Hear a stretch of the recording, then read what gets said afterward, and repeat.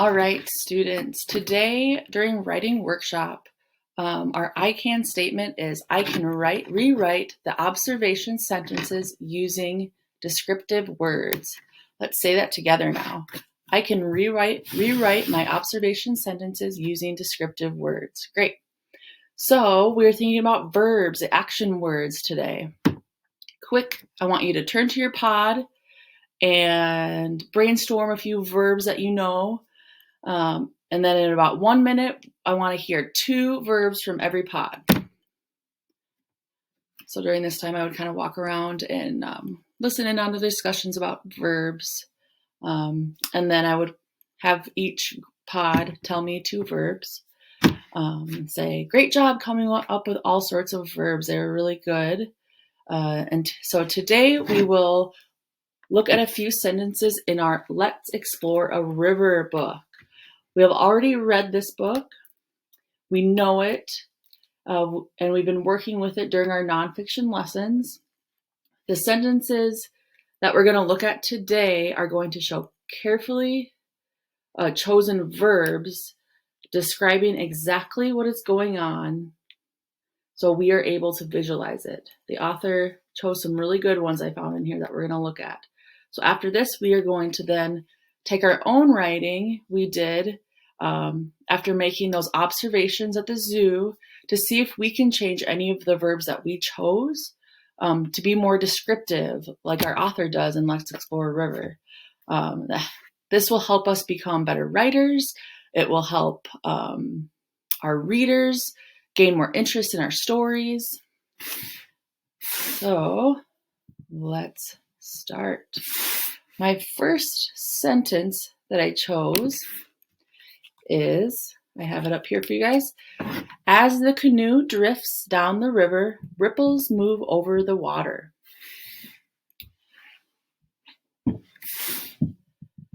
So the descriptive word that helps me visualize on this one is this word, drifts. I think this is a really good descriptive verb, and I can really understand what the author is trying to say. So along with this, we are going to make an anchor chart. So I started one here, and I already put the first line in for this sentence. So drifts, in our first column, it's going to be descriptive words. So the descriptive word is drifts. Now I'm going to think about a dull verb that the author could have used. And I thought of goes. Let's see, as the canoe goes down the river, ripples move over the water. See, it works, but you can't visualize the canoe as well. So when I visualize the word drift, I kind of see the canoe slowly floating through the water. So that is how we're going to use our anchor chart. All right, and the next sentence I've chosen is a bobcat may creep down to the riverbank, or a bobcat may creep down to the river to drink. Raise your hand if you think you know the verb I am really liking in this sentence. So then I would call on somebody and hopefully they would say creep. Yes, creep is the verb I like. So right away we're going to bring it over here to our anchor chart and we're going to add creep. Perfect.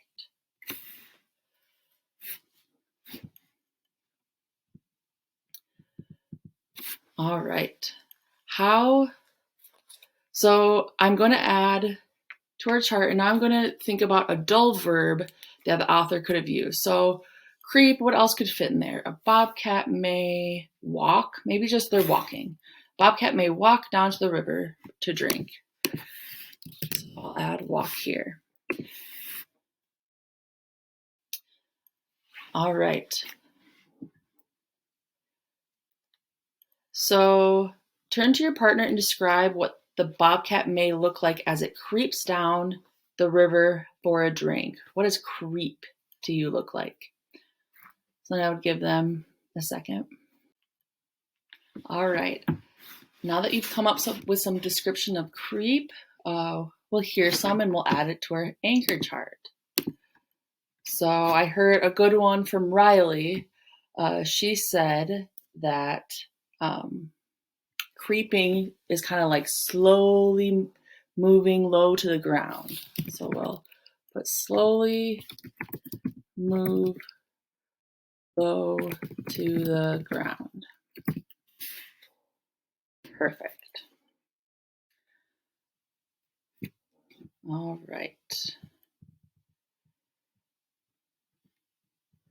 So the next sentence actually has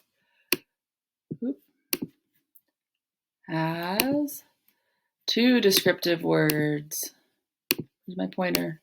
Put a thing on here to remind us. So the sentence is, the bird wades in shallow water on its long legs and pokes its long beak into the water to catch fish. All right. Put your thumbs up when you know that you see both of the verbs I'm talking about. I'll read it one more time. The bird wades in shallow water on its long legs and pokes its long beak into the water to catch fish. So put your thumbs up when you found both of the verbs. All right.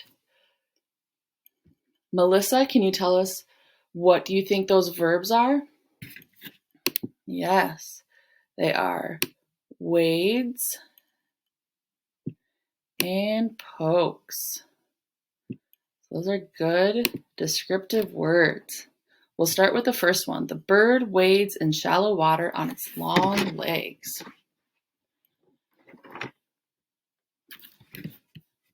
So we will add wades to our anchor chart. Now I want you to think of a dull verb that the author could have used in place of wades. All right. Raise your hand when you think you have one. All right. Josh. Perfect. You said moves. Let's see. Let's put it in there. The bird moves in shallow water on its long legs. That works, but not as descriptive.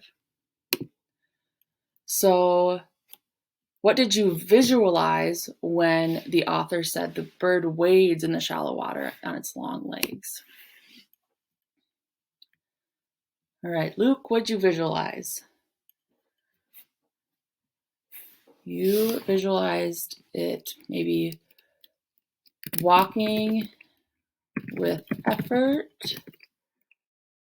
through water. Good. Good. All right, now we're going to do the second part of the sentence. So, and pokes its long beak into the water to catch fish. So we'll add pokes, and then somebody give me a dull verb that the author could have used. Good, puts is a good one. So let's see if it works. And puts its long beak into the water to catch fish. It works, but pokes is more descriptive. So what do we think of, or what do we visualize when the author writes pokes? Yeah, maybe to jab the beak into the water. Perfect. All right. So next, I want you to get out your zoo observation drafts that you've been working on, that you wrote this week already, and look for a sentence where you're describing what one of the animals was doing or something descriptive that you saw at the zoo. And then when you have your sentence picked out, put your thumb up. So wait for that. Okay. Now that you have your sentence, I want you to close your eyes and I want you to visualize exactly what you saw at the zoo that you were talking about.